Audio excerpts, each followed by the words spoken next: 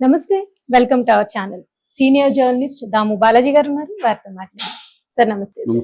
బ్రాహ్మణ చైతన్య వేదిక సంఘ అధ్యక్షుడు ఆయన ఒక స్టేట్మెంట్ ఇచ్చారు సార్. ఏంటంటే మోహన్ బాబు గారికి మా శాపాలే తగిలాయి, గతంలో మమ్మల్ని కొట్టారు కాబట్టి ఈ శాపాలు తగిలాయి అని. అసలు గతంలో ఏం జరిగింది సార్? ఈయన కొట్టడం ఏంటి, అసలు ఆ శాపాలు ఏంటి, దాని గురించి? మామూలుగానే మనకి సమాజంలో మనకు ఒక అన్యాయం చేసిన వ్యక్తికి అంటే కర్మ సిద్ధాంతం ప్రకారం నాకు ఎవరైనా అన్యాయం చేస్తే ఆ వ్యక్తికి దేవుడే పనిష్మెంట్ ఇప్పిస్తాడు, ఆ వ్యక్తికి జరుగుతుంది. ఒక్కోసారి నెక్స్ట్ జన్మలో జరుగుతుంది, ఒక్కోసారి ఈ జన్మలోనే కూడా జరుగుతుంది. కర్మ రిటర్న్స్ అని ఈ కాన్సెప్ట్ అందరూ నమ్ముతారు. సో ఇక్కడ అందుకని చాలా సార్లు ఇది మన దేశంలో ఏంటంటే బ్రాహ్మణులు బలంతో కాకుండా భావజాలంతో మనుషుల్ని తమ లొంగ తీసుకోవడానికి ఒక కర్మ సిద్ధాంతాన్ని తీసుకొచ్చారు. అంటే నువ్వు ఒక కూలివాడు అనుకో, కూలివాడు మంచి కూలివాడుగా ఉండాలి తప్ప నువ్వు ఎక్కువ కూలి అడగడమో నన్ను ఎదిరించడమో చేయకూడదు. మంచి కూలివాడుగా పడుంటే నెక్స్ట్ జన్మలో నీకు మంచి జరుగుతుంది అనే ఒక కర్మ సిద్ధాంతం అతను కూడా నమ్మేట్టుగా చేసుకున్నారు. అట్లాగే స్త్రీలు మగవాళ్ళకి లొంగిపడి ఉంటే స్త్రీలకి నెక్స్ట్ జన్మలో మంచిది ఉంటుంది. మగవాళ్ళని ఎదురెక్కించి వాళ్ళతో మగుళ్ళతో కొట్లాడో లేకపోతే ఇంకోటి చేస్తే స్త్రీలకి అధోగతి జరుగుతుంది. ఇలాగ స్త్రీలను దళితులు కావచ్చు, శూద్రులు కావచ్చు, వీళ్ళందరినీ కంట్రోల్లో పెట్టుకోవడానికి బ్రాహ్మణులు తీసుకొచ్చిన సిద్ధాంతాలలో ఒకటి ఈ కర్మ సిద్ధాంతం, శాపాలు. సో అందుకని చాలాసార్లు బ్రాహ్మణుల జోలికి వెళ్ళకూడదు అని ఇప్పటికి కూడా సమాజంలో అనుకుంటుంటారు. ఎందుకంటే వాళ్ళు ఏమన్నా శాపం పెడతారేమరా బాబు, ఎందుకు వచ్చింది అనే ఇప్పటికి కూడా నమ్మేవాళ్ళు ఉంటారు. అలాగా మోహన్ బాబు ఫ్యామిలీలో ఒక ఇష్యూ జరిగింది, అది రప్చర్ అయింది, కాస్త బయటికి వెళ్ళింది. అంత మాత్రానే కొంపలు మునిగిపోవు, వాళ్ళు మళ్ళీ దాన్ని సర్దుకుంటారు. కానీ ఇక్కడ గుంటూరు నుంచి బ్రాహ్మణ చైతన్య వేదిక రాష్ట్ర అధ్యక్షుడు సిరిపురపు శ్రీధర్ శర్మ ఆయన నిన్న గుంటూరులో ఒక సమావేశంలో మాట్లాడుతూ మోహన్ బాబుకి మా బ్రాహ్మణుల శాపమే తగిలింది, అందుకే ఇలా జరుగుతుంది అనేది ఆయన మాట్లాడాడు.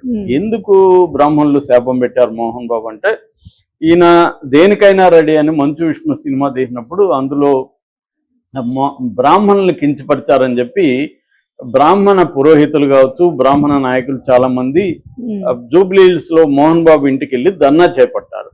అప్పుడు మోహన్ బాబు ఏం చేశాడంటే, మోహన్ బాబు విష్ణు వీళ్ళందరూ స్వయంగా బయటకు వచ్చి బౌన్సర్ల చేత వాళ్ళని దాడులు చేయించి తీవ్రంగా కొట్టారు. అప్పట్లోనే అది రాష్ట్ర వ్యాప్తంగా ఇష్యూ అయింది. అది ఖచ్చితంగా మోహన్ బాబు వాళ్ళ వైపు నుంచి తప్పది. ఒకరు ధర్నా చేసే ప్రజాస్వామ్య హక్కు ఉంది, వాళ్ళు మహా అంటే పోలీసులు కంప్లైంట్ చేయాలి, మా ఇంటి ముందు వీళ్ళు ధర్నా చేస్తున్నారని పోలీసులు వచ్చి వాళ్ళని బయటికి తీసుకెళ్లేవాళ్ళు. అది వదిలేసి వీళ్ళు రౌడీల్ని పెట్టి కొట్టించడం అనేది ఖచ్చితంగా మోహన్ బాబుకి అది బాగా నెగిటివిటీని పెంచింది అప్పుడు సమాజంలో. వీళ్ళు ఇంత ఘోరమా అని. అంటే ఇందాక నేను వేరే వీడియోలో చెప్పిన మోహన్ బాబు ఫ్యామిలీ మీదనే సమాజంలో ఒక నెగిటివ్ ఇది ఉంది. వీళ్ళు రౌడీ బ్యాచ్, వీళ్ళు ఎవరినైనా కొడతారు, నోటి దోలు ఎక్కువ ఉంది, ఒక పెద్ద చిన్న మర్యాద లేదు, డబ్బు అధికారం చూసుకొని అంటే అధికారంలో ఉన్న వాళ్ళని అండ చూసుకొని డబ్బు చూసుకొని ఒక మదం అనేది ఉంది వీళ్ళకి అన్నట్టుగా ఒక నెగిటివ్ ఆస్పెక్ట్ ఎక్కడ పోయినా మోహన్ బాబు ఫ్యామిలీ గురించి మంచిగా చెప్పేవాళ్ళు నేనైతే ఎవరిని చూడలే, నెగిటివ్ గానే ఉంటుంది. ఇంకా సినిమా ఇండస్ట్రీలో అయితే చాలా వ్యతిరేకత ఉంటుంది. ఎందుకంటే మోహన్ బాబు సినిమా షూటింగ్ కి లేట్గా వచ్చిన హీరోయిన్లను కొట్టడం, మహిళలను కొట్టడం, డైరెక్టర్లను కొట్టడం, ఇవన్నీ కూడా కథలుగా చెప్తూ ఉంటారు వాళ్ళ ఫ్యామిలీ గురించి. సో ఇలాంటి దీంట్లో వీళ్ళని బ్రాహ్మణులు ఎప్పుడైతే కొట్టారో అప్పుడు రాష్ట్ర వ్యాప్తంగా ఏం చేశారంటే వీళ్ళు శత్రుపిండ హోమం, శత్రు పీడన హోమం అన్నమాట, శత్రువుని నాశనం చేసే హోమాలు, తర్వాత పిండ ప్రదానం, వీళ్ళు చనిపోతే పిండ ప్రదానం పెట్టడం, ఇవన్నీ చేశారు అప్పట్లో. అంటే వాళ్ళ స్థాయిలో వాళ్ళు ఎవరికి ఇప్పుడు ఒక అన్యాయం నాకు జరిగితే నా పద్ధతిలో నేను రియాక్ట్ అవుతా కదా, అలాగే బ్రాహ్మణులు వాళ్ళు కూడా చాలా మంది నమ్మేవాళ్ళు ఉంటారు, నా శాపం పనిచేస్తుందని వాళ్ళు కూడా నమ్మేవాళ్ళు ఉంటారు. సో వాళ్ళు ఏం చేశారంటే ఈయన నాశనం అయిపోవాలని హోమాలు చేయడం, ఈయన చనిపోయినాడని పిండ ప్రదానాలు చేయడం, ఇవన్నీ చేశారు. అది ఈయన చెప్తున్నాడు ఈ శ్రీధర్ శర్మ. ఇవన్నీ మా వాళ్ళు రాష్ట్ర వ్యాప్తంగా చేశారు అనేక గుళ్ళల్లో, వాళ్ళ శాపాలే నీకు ఇప్పుడు తగిలాయి అని చెప్పి ఈయన కొన్ని డిమాండ్లు కూడా చేస్తున్నాడు. ఇట్లా అప్పటి నుంచే మా మీద దాడులు జరిగినప్పుడే సమాజం కరెక్ట్గా స్పందించి పోలీసులు కేసులు పెట్టి వీళ్ళని అరెస్ట్ చేస్తే వీళ్ళు గుణపాఠం జరిగేది. అప్పుడు వదిలేశారు. అందుకే ఇప్పుడు మీడియా మీద ఎంతో దౌర్జన్యంగా అతను దాడి చేశాడు. మహిళా జర్నలిస్టులను చూడకుండా వాళ్ళ మీద దాడులు చేశారు. అయ్యప్ప స్వామి మాలలో ఉన్న రంజిత్ అనే TV9 జర్నలిస్ట్ ని ఇక్కడ ఎముకలు 3 చోట్ల విరిగేట్టుగా కొట్టాడు. ఇవన్నీ ఆయన శ్రీధర్ శర్మ చెప్పాడు. ఆయన చెప్పిన వాటిలో కొన్ని వాస్తవాలు అయితే ఉన్నాయి. అదేంటంటే బ్రాహ్మణులైనా ఎవరైనా వాళ్ళకి ఒక అన్యాయం జరిగిందని ఆ సినిమాల్లో వాళ్ళని కించపరిచే విధంగా చెప్పారని వాళ్ళు చెప్పుకునే హక్కు ఉంది.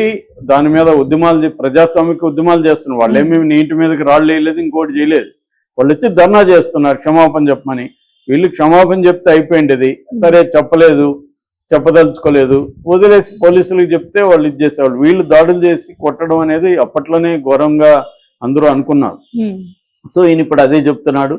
అట్లాగే కాకపోతే శాపాలు ఇవి పనిచేస్తాయి అనేది నేనైతే నమ్మను పర్సనల్గా. ఎందుకంటే శాపం అంటే అర్థం ఏంటి? నువ్వు దారుణమైన పరిస్థితుల్లోకి వెళ్ళిపోదు, నువ్వు నాశనం అయిపోదు, కోరుకోవడం. వీళ్ళ కోరిక శాపం రూపంలోకి ఎక్స్ప్రెస్. ఒకరి కోరికల వల్ల ఇంకో నాశనం అయితే ప్రపంచంలో ఎవరు మిగలరు. ఆయన గాంధీ చెప్పినట్టు కంటికి కన్ను ఇదైతే అందరూ గుడ్డి వాళ్ళుగా అయిపోతారు సమాజం. ఎందుకంటే మనకు అనేక మంది శత్రువులు ఏదో ఒక రూపంలో ఉంటాం. కారుకి వెళ్ళి బైక్ తగిలిస్తే వాడి చచ్చిపోవాలని మనకు ఆ టైంలో అనిపిస్తుంది, వాడిని చంపేయాలని కోరిక వస్తుంది. కానీ అంత మాత్రం ఏం జరగదు. సో శాపాల వల్ల అదేదంటారు, ఉట్టిదే కదని, పిల్లి శాపాల వల్ల ఉట్టిదే కదా అని పాత సామెత ఉంది. అట్లేమి వీళ్ళ బ్రాహ్మణుల శాపాల వల్ల ఏం తెగదు. కానీ వాళ్ళ పెయిన్ ని మనం వాళ్ళ పెయిన్ ని అలా ఎక్స్ప్రెస్ చేశారని మనం అర్థం చేసుకోవాలి. సో మోహన్ బాబు ఆ విషయంలో ఖచ్చితంగా తప్పుంది. అలాగే ఈయన పద్మశ్రీ ఇచ్చారు ఆయనకి, మోహన్ బాబుకి 2007. దాన్ని కూడా వెనక్కి తీసుకోవాలి. ఇలాగా మీడియా మీద ఇంకొకరి మీద దౌర్జన్యం చేస్తున్నారు అనేది అంటున్నారు. అది ఆ డిమాండ్ కూడా తప్పేం లేదు. ఎందుకంటే పద్మశ్రీ ఇచ్చినప్పుడు సమాజంలో ఒక గౌరవ స్థానం ఉన్నట్టుగా అర్థం చేసుకోవాలి. ఎందుకంటే సివిలియన్ అవార్డులు, దేశ అత్యున్నత సివిలియన్ అవార్డులను పద్మ అవార్డ్స్ అంటారు. అటువంటి అవార్డు వచ్చిన మోహన్ బాబు సమయంలో వ్యవహరించాలి, ఓపిక ఉండాలి. రెండోది ఆయనకి అనుభవం ఉంది, పెద్ద ఆయన 78 years. ఆయన ఎలా ఉండాలి? బుద్ధి చెప్పి కూల్గా మాట్లాడి చేయాలి కోపం ఉన్నప్పటికీ. అది చేయకుండా ఆయనే ఒక పిల్లవాళ్ళలాగా, ఎవరికో యంగ్ బ్యాచ్ కి ఆవేశం ఉంటుంది, విష్ణుకో మనోజ్కుంటే అర్థం చేసుకోవచ్చు. ఈయన ఒక చిన్న పిల్లవాళ్ళలాగా వచ్చి ఆ మైక్ తీసుకుని వాళ్ళని కొడితే, వాళ్ళ డ్యూటీ చేయడానికి వచ్చారు. మనోజ్ పిలిస్తే వెళ్ళారు వీళ్ళు జర్నలిస్టులు. వీళ్ళు తప్పేం లేదు, వీళ్ళేమీ చొరబడి పోయిన వాళ్ళు కాదు కదా. మనోజ్ పట్టుకుపోయాడు. ఎందుకంటే మనోజ్కి భయం ఉంది. ఆల్రెడీ విష్ణు బౌన్సర్లు దింపాడు, నన్ను కొడతారేమో, మీడియా ఉంటే బెటర్ అని మనోజ్ తీసుకెళ్ళాడు. మనోజ్ వెంట వెళ్ళింది. తన డ్యూటీ చేస్తున్నాడు ఒక జర్నలిస్టు. తన ఉద్యోగం, తన బతుకు తెరుగు కోసం పనిచేస్తున్నాడు. అయ్యప్ప స్వామి దీంట్లో ఉన్నాడు. అతన్ని అలా కొట్టడం అనేది ఆయనకి ఏ కారణాలు ఉన్నా కూడా అలా కరెక్ట్ కాదు.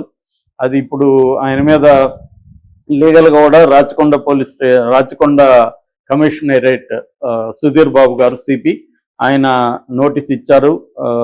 126 BNS కింద నోటీస్ ఇచ్చారు.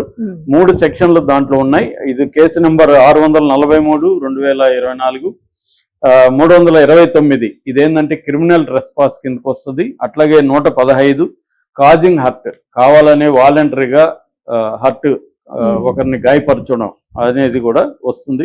అట్లాగే 351 క్రిమినల్ ఇంటిమిడేషన్, అంటే క్రిమినల్ దృష్టితో బెదిరింపులు. ఈ 3 సెక్షన్ల కింద కేసు పెట్టారు. ఈరోజు 10:30కి రమ్మన్నారు. 1 లక్ష పూచీకత్తు కూడా తీసుకురమ్మన్నారు. సో దీంట్లో విచారణలో కానీ సాటిస్ఫాక్షన్ లేకపోతే ఈయన మీద ఇంకా చర్య తీసుకునే అవకాశం ఉంది. జర్నలిస్ట్ సంఘాలు కూడా కేసులు పెడతామని చెప్తున్నారు. ఏదేమైనా మోహన్ బాబుకి ఇది ఒక గడ్డు పరిస్థితి. ఒకటి, ఇంట్లో సమస్యలను పరిష్కరించుకోవాలి. ఇంట్లో సమస్యల వరకే లేదు ఇవాళ. ఆయన ఎప్పుడైతే మీడియా మీద చేసేసాడు, మీడియా ఇష్యూ పబ్లిక్ ఇష్యూ అయిపోయింది. మీడియా కూడా సైలెంట్ గా ఉండరు. పైగా తెలంగాణలో తెలంగాణ ఉద్యమం టైంలో కూడా ఈయన ఘోరంగా ప్రవర్తించాడని ఇక్కడున్న తెలంగాణ ఉద్యమకారులకు కూడా ఆయన మీద ఎప్పటి నుంచో కోపం ఉంది. తెలంగాణ ప్రభుత్వం వచ్చినాక కూడా ఈ ఆంధ్ర వాళ్ళు ఇక్కడ వచ్చి దౌర్జన్యాలు చేస్తున్నారనే యాంగిల్ కూడా బయటకు వస్తుంది. ఆల్రెడీ సోషల్ మీడియాలో అలాంటి పోస్టులు వస్తున్నాయి. ఒక ఎమ్మెల్యే కూడా ఎవరో మోహన్ బాబుని అరెస్ట్ చేయాలని డిమాండ్ చేస్తున్నారు. అట్లాగే కొంతమంది మినిస్టర్లు కూడా law will take its own course అని ఇది మామూలుగా అప్పుడప్పుడు ఇట్లాంటి ఒక పిచ్చి స్టేట్మెంట్ ఇస్తుంటారు. అలాంటిది ఇచ్చాడు. అంటే అర్థం ఏంటంటే మోహన్ బాబుకి కొంత పోలీసుల నుంచి వేడైతే ఖచ్చితంగా తగులుతుంది. శాపాలా గైపాలా అనేది కాకుండా ఆయన యాక్టివిటీస్ ఇల్లీగల్ గా ఉన్నప్పుడు ఒకరి మీద దౌర్జన్యాలు చేసినప్పుడు దాని ఫలితం ఎంతో కొంత ఆయనకి శక్తి ఉంది, మేనేజ్ చేసుకోగలడు. కాబట్టి ఆయనకి ఏదో నేను ఇంకొకరు మీడియా మీద తెలిసింటే ఈ పాటికి మనం లోపలేసి ఉండేవాళ్ళు. ఆయన్ని వేయలేదంటే అర్థం ఆయనకి పవర్, వ్యవహారాలు, సంబంధాలు, పలుకుబడులు ఉన్నాయి కాబట్టి